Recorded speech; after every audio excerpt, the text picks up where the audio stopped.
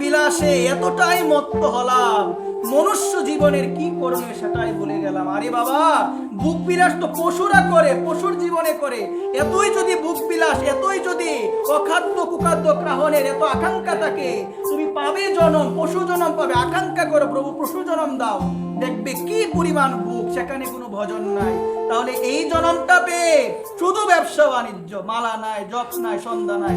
শাস্ত্র বলছে জেনে যাও, 3 দিন যদি কেউ নিত্য নিয়ম পরিত্যাগ করে, তাকে পুনরায় আবার সংস্কার করতে হবে। 3 দিন যদি কেউ নিত্য নিয়ম পরিত্যাগ করে, 3 দিন আপনি কোনো জায়গায় গিয়েছে সন্ধ্যা করতে পারেন না, পুনরায় আপনাকে আবার সংস্কার করতে হবে। যদি গুরুদেব থাকে তার কাছ থেকে, যদি উনি না থাকে আপনার কোনো সিনিয়র গুরু ভাই, তার কাছ থেকে আপনাকে সংস্কার করতে হবে। অন্যথায় সেই মন্ত্রে কাজ দিবে না। একবার মা, এখন তো অহরহ দিন চলে যায়, রাত্র চলে যায়, সন্ধ্যা নাই, আহ্নিক নাই, কোনো ধরনের নাম জপ নাই, কিছুই নাই মা।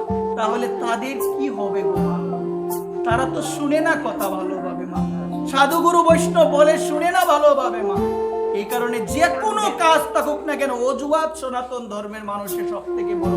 বলে বাবা পারি না এসে, আরে বাবা খাবার কি একবেলা কম হয় গো?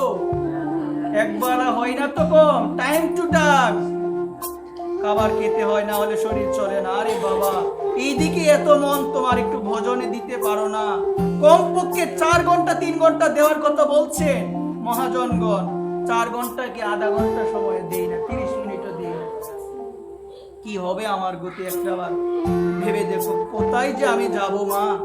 গতি নাই কর্মের জন্য এইসব অখাদ্য খাদ্য গ্রহণ করে যাচ্ছ, একটাবার ভাবলে না? একটু